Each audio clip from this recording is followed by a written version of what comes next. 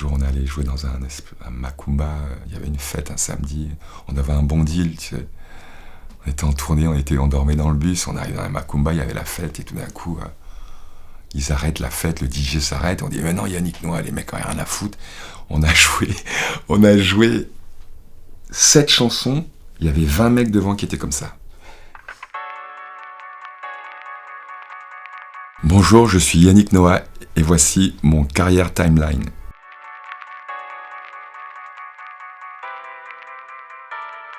Arthur Ashe était mon idole, j'avais des photos de lui partout dans la chambre. Et un jour, j'entends dire que Arthur Ashe, les joueurs américains, viennent au Cameroun, c'est juste pas possible qu'il y ait une photo au Cameroun. Et en fait, quand ils font des exhibitions comme ça, l'après-midi, je joue avec les gamins. Et moi, je faisais partie des gamins qui jouaient. Je vois mon héros pour de vrai, de près, quoi. Et je m'approche de lui pour lui demander un autographe après qu'on ait joué. Et il me signe un autographe et puis il me dit tiens, il me file sa raquette. Enfin, la raquette, c'était 2 mois de salaire de mes parents, quoi.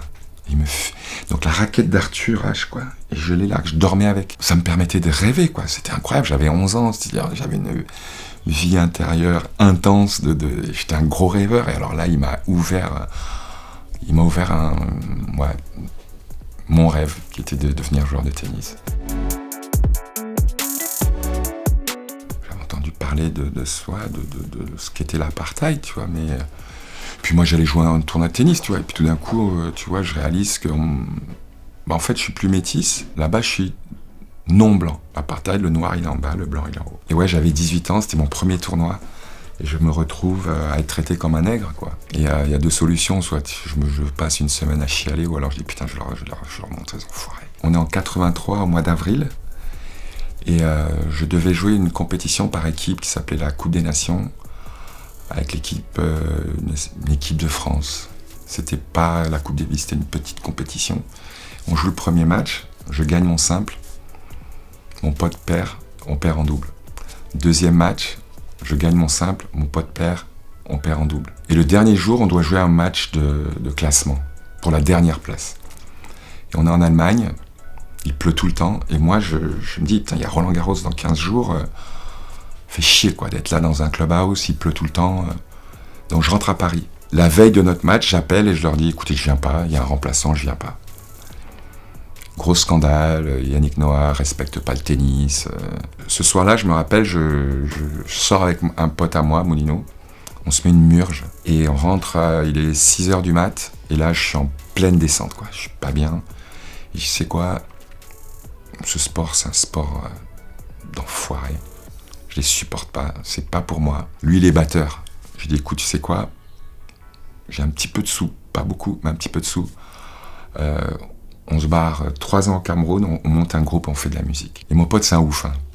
Et il me dit, il est à un moment de lucidité, il me dit, écoute, Yann, je comprends, c'est vrai que c'est tous des enfoirés, mais joue et puis on verra après.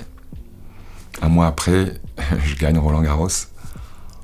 Le vestiaire était fermé. Et là, on me dit, il y a quelqu'un qui veut vous voir. Je dis, qui ? Il me dit, c'est Molino.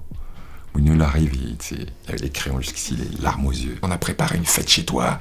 Il y a Louis Bertignac, il y a Jean-Louis qui sont là, ils vont jouer, on va faire un concert à la maison et tout, viens. Et puis au moment de partir, j'ai Moule. Et je prends mon maillot comme ça et je lui donne comme ça, tu vois. Mais si jamais Moule m'avait dit à ce moment-là, écoute, viens, ouais, c'est vrai, c'est tous des blaireaux, viens, on se casse au Cameroun, j'aurais pas joué. Donc ces moments comme ça. Roland, quand je gagne, je pleure, quoi. C'est pas possible. Je vois le gamin que j'étais, j'ai 23 ans, tu vois, j'ai la coupe et je porte la coupe comme ça et je regarde mes proches. Qu'est-ce qui m'arrive, quoi. C'était vraiment ça Le jour où j'étais numéro 3, tu peux même pas savoir dans quel état j'étais, quoi. Parce qu'en fait, j'ai jamais pensé que je pouvais être si bon. Tous les journalistes disaient, oui, mais il est même pas deuxième. Et Lendl, il est premier. Il a gagné qu'un tournoi du Grand Chelem. Du moment quand dès que tu montes, il y a un moment où c'est un truc très bizarre, on a envie de te casser direct, quoi.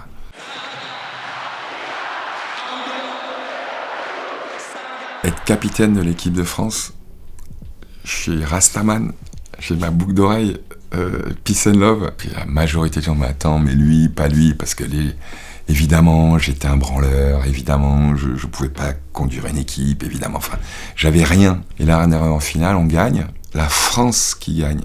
On n'avait pas gagné depuis, genre, je sais pas, 55 ans, un truc débile.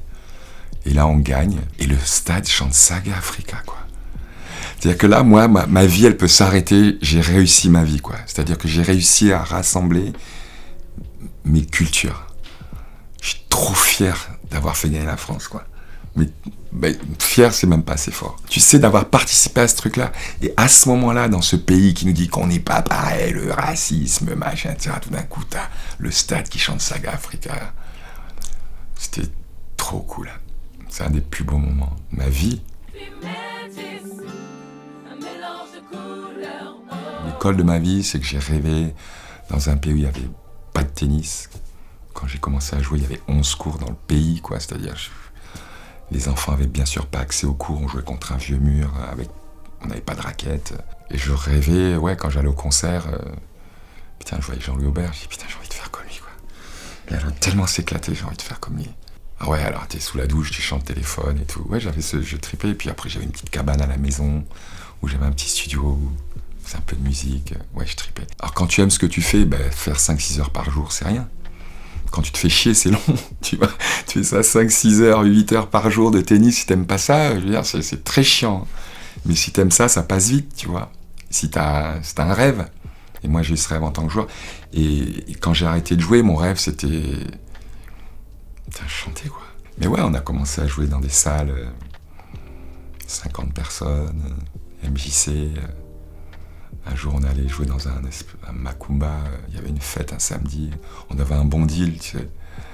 On était en tournée, on dormait dans le bus. On arrivait dans un Macumba, il y avait la fête. Et tout d'un coup, ils arrêtent la fête, le DJ s'arrête. On dit, mais non, Yannick Noah, les mecs, rien à foutre. On a joué 7 chansons. Il y avait 20 mecs devant qui étaient comme ça. Non, mais je me suis accroché, tu vois. C'est pas comme si, oh, il est passé du tennis, après il est passé à la musique. Ouais. Je me suis accroché parce que j'aimais ça, quoi. J'aimais vraiment ça. Et les albums, en général, il y a toujours une ligne, tant bien, mais c'est la vérité, un truc un peu métissé. Et ça va être toujours dans cette direction-là. Et après, il y a les textes, quoi, forcément. Où là, ouais, je raconte en général du vécu. J'aime bien. C'est plus simple pour moi et plus fort quand je parle de vécu. On peut avoir une très belle chanson, mais il faut que ça parle un peu de ma vie, qu'il y ait une connexion, quoi. Il y a des gens qui ont payé des tickets depuis des semaines, parfois des mois. Ils sont là pour 2 heures, 2 heures et demie.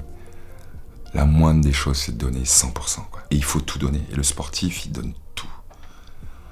Et le capitaine, il fait en sorte que tous les joueurs donnent tout. Donc, ouais, je me prépare, j'ai toujours ma petite routine où je visualise, je fais mon yoga pendant 20 minutes dans le calme pour me préparer pour le spectacle. Et oui, le sportif, il m'a aidé parce que c'est très exigeant.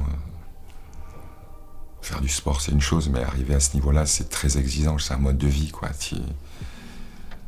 Des fois, tu vois des gens devant leur télé, un mec qui rate un pénalty, mais putain, mais ma grand-mère, elle aurait mis, mais qu'est-ce qu'il fout, etc. Ben vas-y. Quand t'es comme ça, tu vois, ton pied il tremble, t'as un mec, le but, t'as l'impression qu'il est tout petit, que le gardien c'est un géant, t'as juste, 200 millions de gens qui te regardent, vas-y, tire le pénalty, vas-y. Mais même, tu tombes avant d'arriver au ballon tellement tu trembles. C'est l'enfer, mec. Donc ouais, gérer les émotions, gérer le stress, gérer des fois des situations inconnues. Voilà, tu joues panne de jus, qu'est-ce que tu fais? Je sais pas, voilà, gérer des situations et surtout te donner le meilleur de toi-même, quoi. C'est la moindre des choses, quoi. Les gens, ils ont payé pour toi. Encore en sport, tu vas sur un cours, t'as peut-être la moitié du stade qui est contre toi, qui veut que tu crèves, tu vois. Alors t'as des mecs qui sont pour toi, d'autres qui sont contre toi, mais un concert, les gens, ils sont là pour toi, quoi. Respect, quoi. Respect. Donc, ouais, il faut respecter les gens qui sont là, qu'ils soient 50, 100, 10 000, c'est pareil. Il faut être prêt. Chef de village au Cameroun, c'est pas comme si j'avais fait une campagne. C'est la tradition qui veut que le petit-fils du patriarche devienne le chef, quoi. D'ailleurs, c'est étrange pour tous les potes dont vous faites partie, quoi. C'est-à-dire que putain, mais Yann, t'es chef en Afrique, quoi. C'est quoi? Tu vas arriver avec, tu sais, des pots de panthère. Oui, disons que par tradition, je suis officiellement le chef depuis 5 ans, depuis que mon père est mort. Et ça veut dire que je m'occupe des gens de ma tribu, des étoudis, ce que je peux. Des fois, je peux pas. Si le mec veut une bagnole, je peux pas. Mais par contre, s'il y a une maman, une tata, une vieille tata qui est malade, je peux l'aider. Des gamins qui ont pas de quoi payer de l'éducation. Voilà, tout ce que je peux, je fais. Autrefois, j'avais ma base ici dans les Yvelines, et puis je bourlinguais tout le temps. Mais maintenant, ça va être ma base là-bas, et puis je bourlingue. Je bourlingue. De toute façon, je voyage toujours. Depuis que j'ai 12 ans, je voyage toujours. Mais ma base, c'est là-bas. C'est trop bien. C'est trop bien. Voilà, je suis parti du Cameroun, j'avais 12 ans. J'ai vécu 50 ans. J'ai nourri ma partie française, blanche, pendant 50 ans. Et puis il y a une partie de moi qui commençait à s'atrophier un petit peu, quoi. J'avais envie de trouver cette partie de moi pour trouver un vrai équilibre. Donc j'ai encore du boulot, j'ai 62 ans, j'ai encore des projets, c'est bon, c'est trop un équilibre, sinon un peu fracassé. Reparler le dialecte de mon enfance, le dialecte de mon père, retrouver les odeurs, l'humour local. Les Camerounais sont très drôles, ils n'ont pas grand chose mais sont très drôles. Ouais, je me marre bien, c'est cool. J'ai l'impression d'avoir utilisé ce que j'avais comme arme, qui était ma voix, mon chant, mon jeu, mes textes, ma raquette, pour être utile. Enfin, les champions que j'aime, ce sont des gars qui ont fait autre chose que juste gagner, quoi. Tu leur mets un micro, ils te parlent pas de rien, ils ont des choses à dire, ils te stimulent, ils te stimulent. Eh bien, merci beaucoup, c'était Yannick Noah pour Vanity Fair.